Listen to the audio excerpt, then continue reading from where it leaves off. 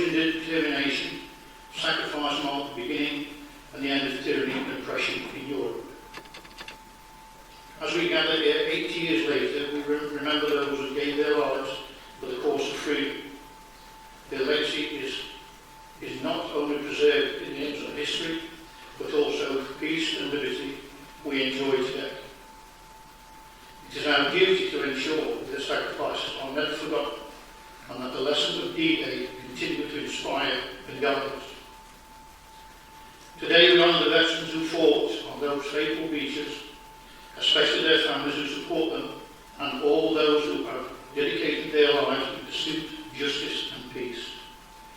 We also extend our deepest gratitude to current members of our armed forces who continue to uphold the values from which many fought and died. As we reflect on their bravery and resilience of those who participated in D-Day, let us also commit ourselves to fostering a world where such sacrifices are no longer necessary. May their courage remind us the strength we pose, uniting common cause, and may their legacy inspire us to strive for a more just and peaceful world. This reading is taken from John chapter 15, verses 12 to 14. My command is this love. Love each other as I have loved you. Greater love has no one than this, to lay down one's life for one's friends. You are my friends if you do what I command. This is the word of the Lord. Thanks be to God. Earlier just last month actually, it was my privilege to meet a gentleman who's with us here today, Mr. Władysław Nazar, or Walter, as he's known. Walter is a Kirkby great-grandfather who fought the Nazis after being forced from his home and used as a slave during the Second World War. Today, we're both humbled and privileged that Walter and his dear wife Judy are here today as part of our commemorations for D-Day 80. Walter's story is remarkable and illustrates that even today, 80 years later, the legacy of the Second World War and the impact it had on those who lived through it still resonates. Walter was only 12 years old when Germany invaded Poland in September 1939, triggering the start of the Second World War. He was taken from his home in Poland by Nazi troops and used as slave labour in Germany and France. Forced to work in an ammunition factory and then as a farm labourer, he was then moved to occupied France. There he helped build some of the concrete bunkers used by German soldiers in their battles with Allied forces who landed on the beaches of Normandy 80 years ago today to liberate Western Europe. After escaping his captors, Walter joined local partisans attacking German patrols before joining an American combat division where he was an ammunition carrier and later an interpreter for POWs. Walter is now 97 years old and has lived in Kirkby for more than 70 years. He remembers vividly still the day he was forcibly taken from his hometown, changing his life forever. Walter describes that moment. He said, "My mother sent me to buy some yeast from the town, but German lorries pulled up and I was taken with other boys and old men. They took us to a railway station and they put us on trains to Germany, to a slave camp. We were treated terribly, had very little to eat and slept on straw. I was living with Russian and French prisoners of war." After working in the German ammunition factory in Nuremberg, Walter worked as a farmhand until he was then taken to France.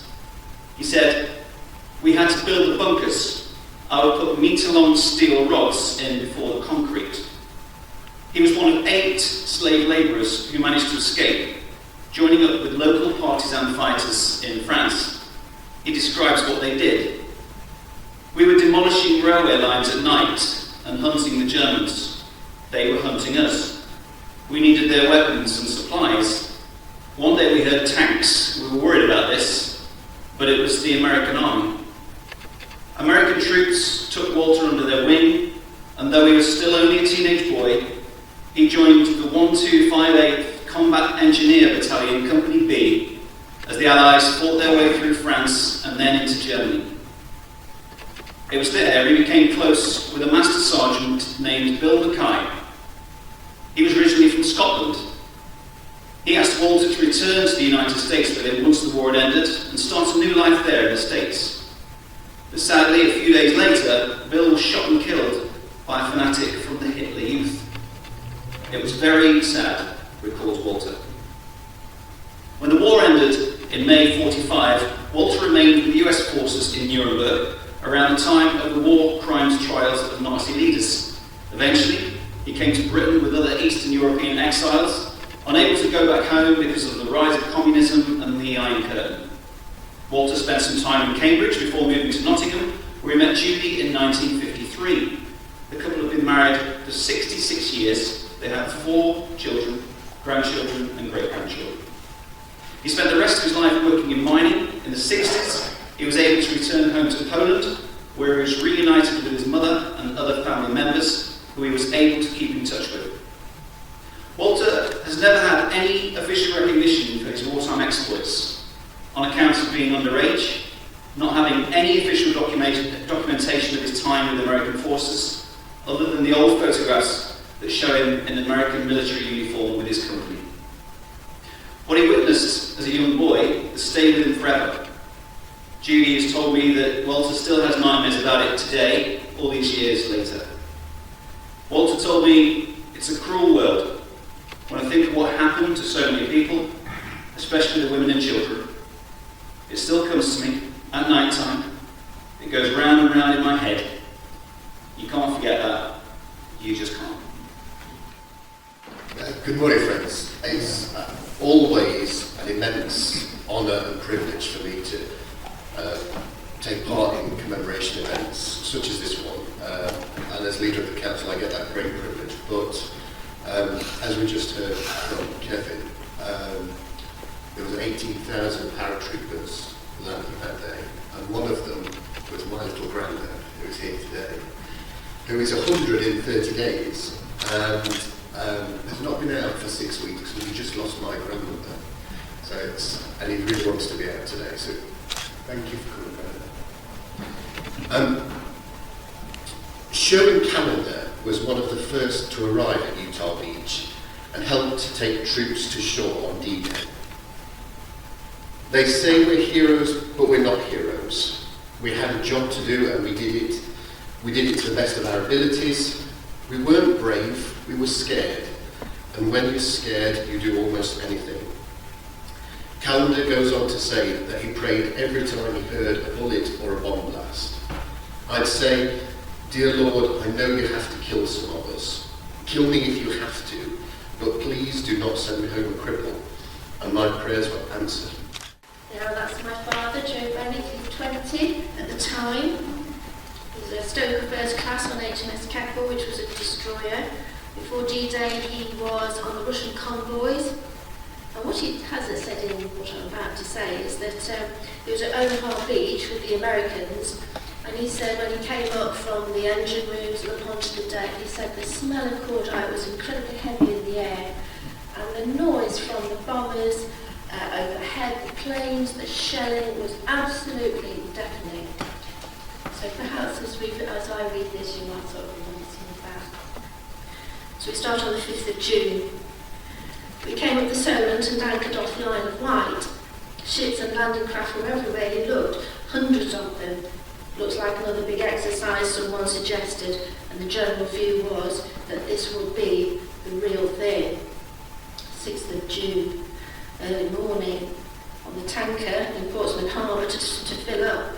And while we were taking the oil on board ships and landing craft were making their way out, the quartermaster piped, "Clear lower decks, muster on the upper deck." Up we went. The captain was Commander Tyson. He arrived with the officers. He gave us the news that Allied landings in Normandy had just begun and the first soldiers were about to land on the beach. And it was D-Day, the long-awaited second front. HMS Keppel, he told us, would be leaving immediately for the beachhead. In addition to being fully clothed clothed at all times, which was normal practice. Life belts would also be worn at all times, and that was normal practice. We were ordered to change at once into clean underwear and overalls, and to minimise infection from shrapnel wounds. Also, we were told to put on our anti-flash gauntlets and hoods, and anyone not wearing them would be put under punishment. The anti-flash gear must not be removed until further orders. Heavy casualties must be expected in this operation. He then wished the crew good luck in the days ahead. Oiling completed, we left the tanker, and with hundreds of other vessels of all types, we headed out into the English Channel on the way to France. I don't suppose I was alone in thinking, well, what's going to happen now? Everyone, especially the soldiers on the landing craft, would, without doubt, have the very same thought. There was, after all, a sense of security in numbers.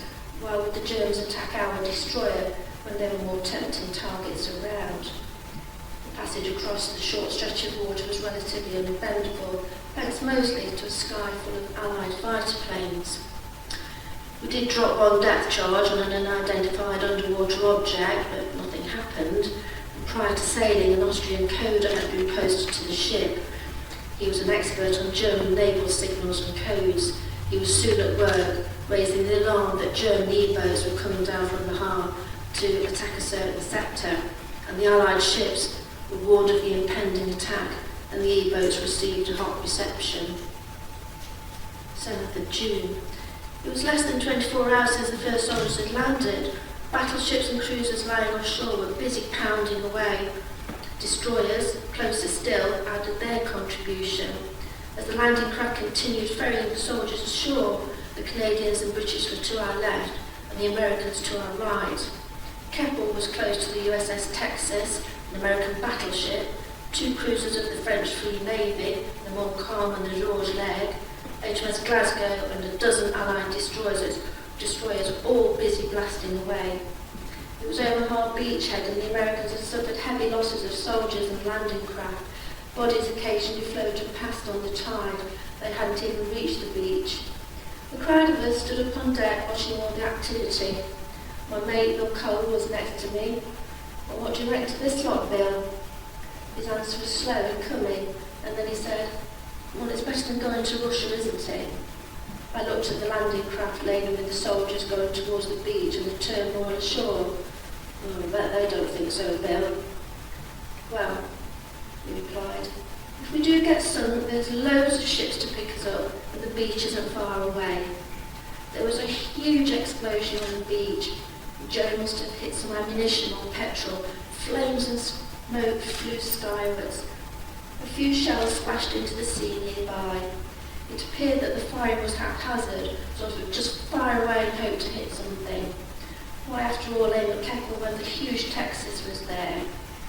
One shell did fall uncomfortably close, but it did no damage and caused the only casualty on Keppel, a signalman hit on the wrist by a bit of shrapnel.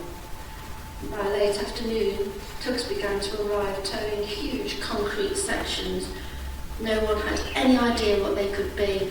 They were, as we found out later, the Mulberry Harbours being brought into position. There was one in the American sector and one for the British and Canadians, and they were one of the war's best kept secrets.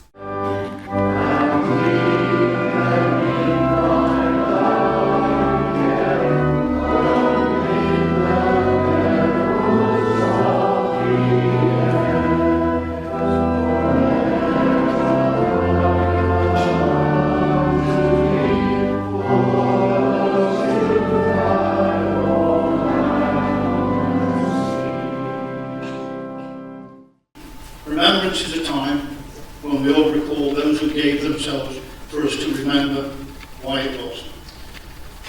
They did what they did. Some people suggest that remembrance glorifies war. But that misses the point altogether. It is time to remember